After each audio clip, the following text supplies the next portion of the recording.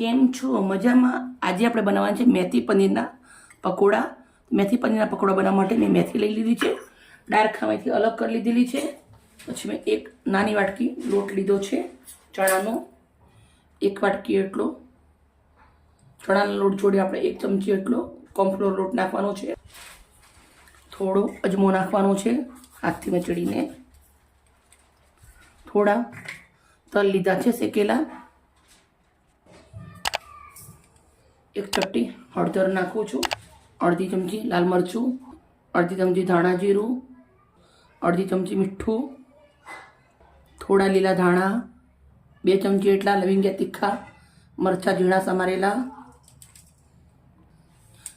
મેથી મેં ધોઈ ડાંઠલા અલગ કરી અને રેડી કરેલી છે.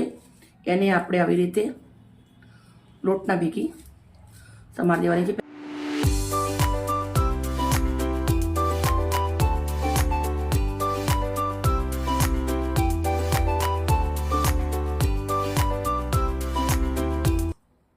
આદુ લસણની પેસ્ટ નાખું છું 1 ચમચી. હવે બધું આવી રીતના પહેલાં મિક્સ કરી લેવાનું છે. થોડું તેલ નાખીશું અંદર, મોટી 1 ચમચી તેલ નાખી દઉં છું. હવે તેલ નાખ્યા પછી આવી રીતના મિક્સ કરી દઉં છું. થોડું એવું પાણી નાખવાનું છે. પાણી નાખ્યા પછી મસ્ત બેટર રેડી કરી દેવાનું છે. ના જાડું ના પાતળું, થોડું થોડું પાણી રેડી કરવાનું. વધારે પાણી પડી જાય તો ઢીલું થઈ જાય. આના અંદર આપણે ઈનો સોડા કશું જ નથી નાખવાનું. બેટર આપણું રેડી થઈ ગયું છે. આવી રીતે કમસે કમ 4 થી 5 મિનિટ સુધી ફેટવાનું છે.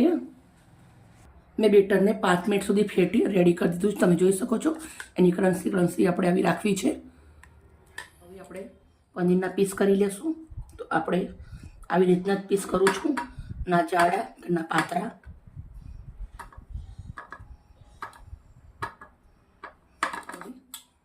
તેલ ગરમ મૂકી દીધું છે. પનીર આપણે આવી રીતના બેટરના અંદર નાખી દઈશું.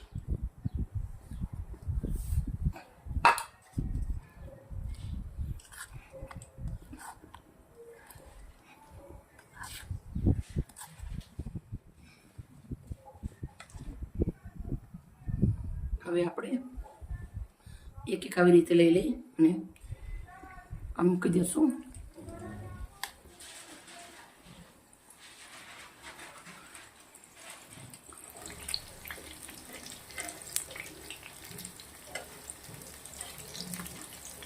આવી રીતે આપણે એને એક નંગ કરી અને ઉલટાવી દેવાના છે.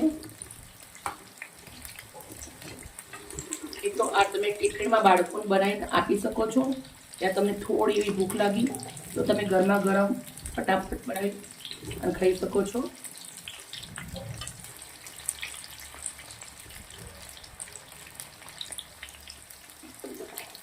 બંને બાજુથી સરસ મજાને તેલના અંદર શેકી લીધા છે.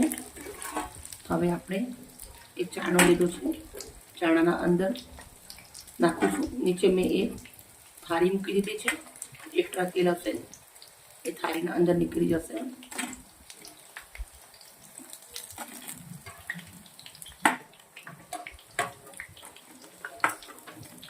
રેડી.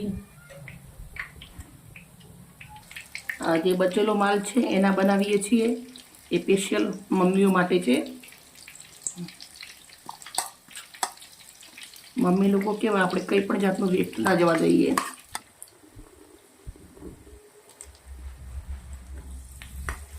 ભજીયા નીકાળી દીધા છે અને મેં મરચાંના ચીરા કર્યા છે. થોડા મરચાં પણ તરી લઈએ જોડે.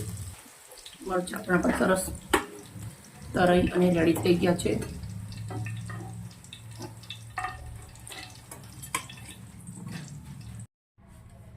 હવે આપણે આપણા પકોડા સર્વ કરી દઉં છું.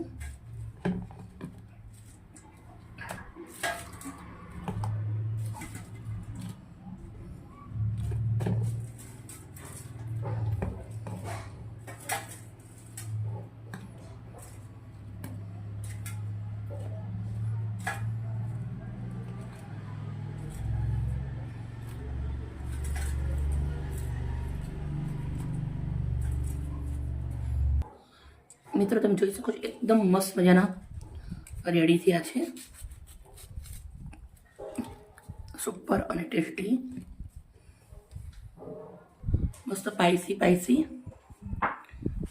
કરેલા મરચાં ઉપર થોડું એવું નાખીશું આપણે મીઠું, ભજીયા ઉપર નાખીશું ચાટ મસાલો,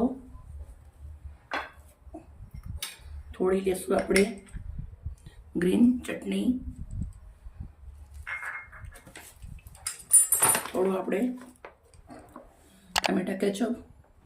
મિત્રો મારી વિડીયો મારી મહેનત સારી લાગી હોય તો પ્લીઝ મને લાઈક કરજો, દોસ્તોને શેર કરજો. આવી મજેદાર રેસીપી સાથે કાઢી મળીશું. બાય.